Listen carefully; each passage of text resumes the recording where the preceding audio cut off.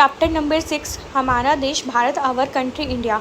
सो friends, अब मैंने इस जो क्लास 6 है, क्लास 6 के सारे वीडियो बना लिए हैं, सारी बुक कंप्लीटेड है, तीनों बुक कंप्लीट कर ली मैंने हिस्ट्री वो एसएसटी की, ठीक है। लेकिन अब मैं बात कर रही हूँ साइंस की। तो साइंस मेरे दूसरे चैनल पे मैं आप लोगों के लिए शॉर्ट वीडियोस लेके आऊँगी, वो है मेरा दूसरा चैनल, आप लोगों को लिंक पे मिल जाएगा। अब हम आगे बढ़ते हैं। भारत का क्षेत्रफल कितना है, यानी कि what is the area of India. तो भारत का जो क्षेत्रफल है वो 32.8 लाख वर्ग किलोमीटर है। इतना ज़्यादा एरिया है भारत का। देखो, what is the extension of India from north to south. तो देखो, नॉर्थ से लेकर साउथ तक भारत का जो एक्सटेंशन यानी कि कितना फैलाव है, तो देखो मैं आपको बताती हूँ। ये हमारा इंडिया है। तो ये बोल रहा है नॉर्थ से लेकर साउथ तक हमारा जो एक्सटेंशन यानी कि फैलाव है वो कितना है। तो नॉर्थ में हम जानते हैं लद्दाख आता है, और साउथ में हम जानते हैं कन्याकुमारी आता है। तो इसका आंसर है हमारे, देखो, उत्तर में लद्दाख से लेकर दक्षिण में कन्याकुमारी तक इसका विस्तार 3200 किलोमीटर है। यानी कि it's extension is 3200 kilometre from Ladakh in the north to Kanyakumari in the south, यानी कि 3200 किलोमीटर है उत्तर से दक्षिण तक। देखो, what is the extension of India from east to west. तो देखो यहाँ पे ये हमारा जो इंडिया है, ये हमारा इंडिया है, तो ईस्ट से लेकर वेस्ट तक, यानी कि ईस्ट में अरुणाचल प्रदेश और वेस्ट में हमारा जो गुजरात है, कच्छ का इलाका है, इन दोनों में कितना अंतर है यानी कितना डिफरेंस है। तो इसका आंसर है 2900 किलोमीटर, ठीक है। तो इसका आंसर है हमारा 2900 किलोमीटर, ठीक है। इसके बाद हम बात करते हैं आगे। India is surrounded by which geographical science, यानी कि इंडिया किस किस चीज़ों से मिलकर बना होता है, यानी कि इंडिया के अंदर कौन कौन सी चीज़ें आ रही हैं। तो देखो, सबसे इम्पॉर्टेंट चीज़ें हैं यहाँ पे। देखो, सेम हमारा दोबारा मैंने आप लोगों के लिए ये इंडिया बना दिया है। ये बहुत अच्छी ड्राइंग नहीं है मेरी। तो देखिए, इंडिया सराउंडेड, तो हाईएस्ट पीक इसकी माउंटेन रेंज है, ये माउंटेन्स है इंडिया में ऊपर की तरफ, है ना। वेस्ट में हमारे अरब सागर है, यानी कि अरेबियन सी है, और यहाँ पर हमारा बे ऑफ बंगाल है, ठीक है। बे ऑफ बंगाल है राइट साइड में, यानी कि ईस्टर्न साइड में बे ऑफ बंगाल है और वेस्टर्न साइड में अरेबियन सी है। नॉर्थ में हमारे हिमालय रेंज है, और जो साउथ है वहाँ पर हिंद महासागर यानी कि इंडियन ओशियन है। तो इंडियन ओशियन हमारे साउथ में है। तो इस तरीके से हमारे ये सब इंडिया में सराउंडिंग है। देखो, what is the geographical location of India. तो देखो, ये बता रहा है कि इंडिया किस जगह पर स्थित है, हमारे ग्लोब के अकॉर्डिंग इंडिया कहाँ पर स्थित है। तो देखो, अर्थ में ये हमारा, मैं वापस से ड्रॉ कर देती हूँ। देखो, ये हमारा इंडिया है। इंडिया जो है ये 23.5 डिग्री लाइन है, ये हमारे लगभग बीच में से होके गुजरती है, इंडिया के लगभग बीच में से जाती है, यानी कि मिडल में से जाती है ना। और इंडिया जो है इक्वेटर से ऊपर की तरफ है, इसलिए जो इंडिया है हमारा वो नॉर्थ पोल में है, ठीक है। तो देखो यहाँ पे India is located in the northern hemisphere, यानी कि 0 डिग्री लाइन इससे नहीं गुजरती, तो नीचे 0 डिग्री से ऊपर वाले एरिया में स्थित है, इसलिए ये नॉर्थन हेमिस्फीयर में। The tropic of cancer 23.5 degree passes almost through its middle, यानी कि बीच में से जाती है, और ये हमेशा ऊपर की तरफ है, तो इसका एक्सटेंशन भी नॉर्थ की तरफ होगा, यानी कि 8 डिग्री 4 मिनट से 37 डिग्री 6 मिनट नॉर्थ में। और इंडिया ग्रीनिश लाइन से ईस्ट में स्थित है, इसलिए इसका एक्सटेंशन है जो ईस्ट में ही है। तो 68 डिग्री 7 मिनट ईस्ट से लेकर 97 डिग्री 25 मिनट ईस्ट। यह बहुत इंपॉर्टेंट क्वेश्चन है। नेक्स्ट क्वेश्चन है भारत का पूर्व से पश्चिम का विस्तार क्या है, यानी कि हम बात करते हैं मतलब वेस्ट टू वेस्ट, ईस्ट से लेकर वेस्ट तक क्या सीन है। तो देखो, ये बहुत इंपॉर्टेंट क्वेश्चन है। सेम मैंने दोबारा हमारा मैप बना दिया है, ठीक है। तो ये मैप में हमारे ईस्ट से लेकर वेस्ट तक की बात कर रहे हैं अपन। ये ईस्ट है, ये वेस्ट है, ठीक है। ये ईस्ट है और ये हमारा वेस्ट है। तो देखो, यहाँ पे 29 डिग्री का गैप है इसके अंदर। कितना डिफरेंस है 29 डिग्री का। इसका मतलब है इसका मतलब है कि एक डिग्री में 4 मिनट का डिफरेंस आता है। तो 29 डिग्री में हमारे 2 घंटे का डिफरेंस आएगा। इसका मतलब है अगर हम अरुणाचल प्रदेश में रहते हैं तो हमारा जो सनराइज़ होगा वो जल्दी होगा 2 घंटे पहले, और अगर हम गुजरात में रहते हैं तो 2 घंटे बाद होगा। तो इस प्रॉब्लम को सॉल्व करने के लिए हमें हमें एक स्टैंडर्ड टाइम को मानना पड़ता है, जो कि यहाँ पर जो हमें हर देश का अलग अलग होता है, ठीक है। वो डिपेंड करता है उसका एक्सटेंशन वेस्ट टू ईस्ट कितना है, उस पर डिपेंड करता है। नेक्स्ट क्वेश्चन है what is the standard time of India. तो जो इंडिया का है स्टैंडर्ड टाइम है वो कौन सा है। तो देखो यहाँ पे जैसे ये हमारा इंडिया है, तो यहाँ से हम जानते हैं इसमें 2 घंटे का डिफरेंस होता है। तो लगभग जो बीच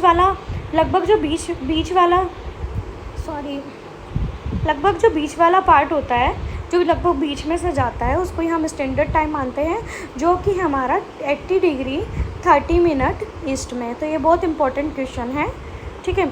अब हम आगे बढ़ते हैं। What are the neighbouring countries of India. देखो इंडिया की जो नेबरिंग कंट्रीज़ है वो कौन कौन सी हैं। तो वो है हमारे Pakistan, Nepal, Bhutan, Bangladesh, Sri Lanka, Myanmar, Afghanistan and China. तो ये हमारी क्या है, नेबरिंग कंट्रीज़ हैं। आगे हम बात करते हैं which are India's neighbouring countries located in the south sea. तो यानी कि हमारे जो हम इंडिया का मैप मैं एक बार फिर बना देती हूँ। ये हमारे इंडिया का मैप है। तो देखो यहाँ पे श्रीलंका तो यहाँ पे है और मालदीव्स भी हमारा यहाँ पर है, ठीक है। तो श्रीलंका और मालदीव्स हमारे कहाँ हैं, साउथर्न सी के अंदर है। तो ये हमारे इंडिया का साउथ का सी है, नीचे की तरफ इंडियन सी है। इंडियन सी में ये दोनों बिलोंग करते हैं, ठीक है। हम आगे बढ़ते हैं। India is divided into how many states and union territories. तो देखो इम्पॉर्टेंट है। तो हम जानते हैं जो इंडिया के जो स्टेट है उनको यहाँ के कल्चर के हिसाब से डिवाइड किया गया है। जैसे कोलकाता में बंगाली भाषा बोली जाती है, कल्चर एंड लैंग्वेज के हिसाब से बांटा गया है। तो जैसे कोलकाता में बंगाली भाषा बोली जाती है, ठीक है, और अलग अलग जगह पर अलग अलग लैंग्वेज बोली जाती है। जैसे साउथ में कन्नड़ वगैरह लैंग्वेज बोली जाती है। तो राज्यों का जो डिस्ट्रीब्यूशन है वो लैंग्वेज के हिसाब से है। तो इंडिया में जो है 22 तो स्टेट है और 8 केंद्र शासित प्रदेश यानी कि 8 यूनियन टेरिटरीज हैं। तो इंडिया की जो कैपिटल है वो दिल्ली है। State are formally mainly on the basis of language. तो देखो सारे जो स्टेट्स हैं वो लैंग्वेज के हिसाब से बने हुए हैं। How many standard time are there in the US and Canada. तो देखो मैंने आपको बोला था अभी जितना ज़्यादा इनका ईस्ट से लेकर वेस्ट तक जो फैलाव होगा, एक्सटेंशन होगा, उस हिसाब से इनके स्टैंडर्ड टाइम बढ़ते चले जाएंगे। तो यूएस जो है वो ज़्यादा फैला हुआ है, तो यूएस में 7 स्टैंडर्ड टाइम होते हैं, कनाडा में जो है वो 6 स्टैंडर्ड टाइम होते हैं। देखो नेक्स्ट है how many ranges are the Himalayan mountain divided into. देखो हिमालय की जो लेयर होती है यानी कि हिमालय की जो श्रृंखला होती है उसको 3 पार्ट में डिवाइड किया जाता है। तो वो है the range situated in the northern is called greater Himalayan. तो ये देखो हमारा ये वापस मैंने आपके लिए इंडिया बना दिया, ठीक है। तो ये ऊपर की तरफ जो रेंज है, जो नॉर्थर्न जो ऊपर की तरफ जो रेंज है उसको हम क्या बोलते हैं, ग्रेटर हिमालय बोलते हैं। क्या बोलते हैं, ग्रेटर हिमालय बोलते हैं और हिमाद्री बोलते हैं। द मिडल हिमालयाज़ यानी कि इसके बाद वाला जो हिमालय है वो मिडल हिमालय है, ठीक है। Middle Himalaya are situation in Himachal Pradesh. तो इस एरिया में हिमाचल प्रदेश और हिमालयाज़ इसको बोला जाता है। मिडल हिमालय को हिमाचल प्रदेश या हिमालयाज़ बोला जाता है। और बहुत सारी जो हमारे जो प्लेसेस होते हैं, जो देखने लायक प्लेसेस होते हैं, वो हमारे इसी एरिया में डिपेंडेंट होते हैं। जो हमारे माउंटेन वाले एरिया होते हैं, जैसे बहुत सारे एरियाज़ हैं हमारे जैसे हिमाचल प्रदेश एंड ETC वगैरह। और many popular hill station are located here. और Shivalik is the southern most range. तो शिवालिक जो है सबसे लास्ट वाली रेंज होती है। तो 3 पार्ट में डिवाइड किया जाता है। सबसे पहला है ग्रेटर हिमालय और हिमाद्री, सेकंड है हिमाचल और हिमालय मिडल हिमालयाज़ और थर्ड है Shivalik. What lies to the south of the Himalayas. तो देखो हिमालय के साउथ में क्या है, देखो यहाँ तक ये हमारा वापस से मैप है। मैप में हमारे यहाँ तक हिमालय रेंज हो जाती है। हिमालय रेंज के बाद में यहाँ पर ये यूपी वाला एरिया है। यूपी में क्या होता है कि यहाँ से बहने वाली नदियाँ होती हैं, यहाँ से बहने वाली नदियाँ होती है जो मिट्टी और ये सब चीज़ें लेके आती है, तो वो यहाँ पे डिपॉजिट करती है। जिसको मतलब जो कि एलुवियल डिपॉजिट जो यहाँ पर डालती है वो कौन कौन सी रिवर्स होती है, गंगा होती है, ब्रह्मपुत्र होती है, ये सब रिवर्स जो होती है यहाँ पर ये अपने एलुवियल डिपॉजिट्स डालती है। और इस वजह से ये वाला एरिया जो क्या होता है बहुत ज़्यादा उपजाऊ होता है, यानी कि जो खेती के लिए यानी कि बहुत फर्टाइल एरिया होता है और बहुत ज़्यादा लार्ज पॉपुलेशन इस एरिया में रहती है। यानी कि कौन सा एरिया है, यूपी वाला एरिया जो जहाँ पर नॉर्दर्न प्लेन होते हैं, ठीक है। इसके बाद में next, what is located to the west of India. तो देखो वेस्ट ऑफ इंडिया में क्या है, तो इंडिया के वेस्ट में क्या है, डेजर्ट है, क्योंकि यानी कि the Indian desert is located in the west of India. It is dry, hot and sandy, there is very little vegetation here. तो देखो यहाँ पे ये सेम एज इट इज़ मैंने फिर से आपके लिए ये बना दिया। तो वेस्ट वाला पार्ट होता है ये हमारा ड्राई होता है, तो ये हमारा डेजर्ट है यहाँ पे। तो बारिश बहुत कम होती है और वेजिटेशन भी बहुत कम है यहाँ पे, ठीक है। आगे बढ़ते हैं। उत्तरी मैदानों के दक्षिण में क्या स्थित है, यानी कि what lies south of the northern plains, ठीक है। तो देखो यहाँ पे ये हमने यहाँ तक देखा कि ये वाला एरिया जो नॉर्दर्न प्लेन है ना, ये हिमालय है, ठीक है। इसके नीचे वाला पार्ट होता है, इसको बोलते हैं अपन यानी कि पठारी इलाका, यानी कि इसको बोलते हैं हम प्लेट्यू, ठीक है। तो देखो प्लेट्यूज बोलते हैं। यहाँ पे हमारे बहुत सारे सोर्सेज होते हैं इस एरिया में। यहाँ पे इस एरिया में हमारे बहुत सारे सोर्सेज होते हैं, ठीक है। यहाँ पर हमारे बहुत सारे सोर्सेज होते हैं, जैसे हम बहुत सारे चीज़ें निकाल सकते हैं यहाँ पे। देखो the peninsular plateau is located in the south of northern plain, its shape is triangular, its surface is quite uneven sorry. तो इसका मतलब है कि जो इसका जो शेप होता है वो मोस्टली ट्रायंगल शेप का होता है। ये ट्रायंगल शेप का होता है यहाँ पे, मतलब ये सब ट्रायंगल शेप का होता है ना।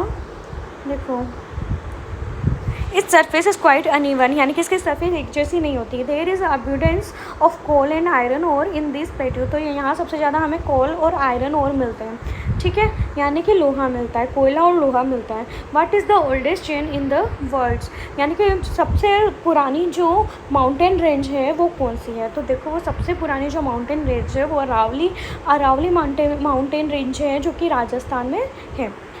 नेक्स्ट है वाट आर एलुवियल डिपॉजिट। देखो अभी हमने जानते हैं कि नॉर्थर्न प्लेन के अंदर जो रिवर्स आती है वो एक डिपॉजिट्स डालती है, उसको क्या बोला जाता है, यानी कि उसको क्या कहते हैं। तो this is fine soil throw by rivers and deposited in the river basin. तो देखो बहुत पतला पतला सोइल होता है जो कि रिवर लेके आती है अपने साथ में और डिपॉजिट कर देती है एक लेयर की तरीके से, और वो बहुत फर्टाइल होती है। देखो which is the largest delta in the world and it is formed by these rivers. तो देखो यहाँ सबसे लार्जेस्ट डेल्टा कौन होता है, कौन सी नदी इसको बनाती है। तो देखो यहाँ पर Ganga and Brahmaputra river form the world's largest delta, the Sundarban delta. The shape of this delta is triangular. तो ये ट्राइंगुलर शेप का होता है। देखो which are the rivers that flow towards the east. देखो ईस्ट की तरफ बहने वाली नदियाँ कौन सी है। तो देखो ये हमारा वो है, तो ईस्ट की तरफ बहने वाली नदियाँ इधर जाएगी और ये कहाँ गिरेगी, सारी बे ऑफ बंगाल में, ठीक है। तो ये बे ऑफ बंगाल में गिरेगी, जिसका नाम क्या क्या है, the rivers Mahanadi, Godavari, Krishna and Kaveri flows eastwards and fall into bay of Bengal, ठीक है। नेक्स्ट है हमारे which are the west flowing rivers. तो देखो ये बहुत इम्पोर्टेंट है। देखो ये हमने वापस ये बना दिया है। तो इधर की तरफ बहने वाली जो रिवर्स है वो है हमारी अरेबियन सी में जाती है, जो कि है नर्मदा एंड तापी, और मोस्ट ऑफ ये गुजरात से होकर गुजरती है और एमपी से होकर गुजरती है, ठीक है। तो ये वेस्टर्न फ्लोइंग रिवर्स है। नेक्स्ट है how many islands are there in India. तो आइलैंड इंडिया में कितने आइलैंड हैं, इंडिया में 2 आइलैंड हैं।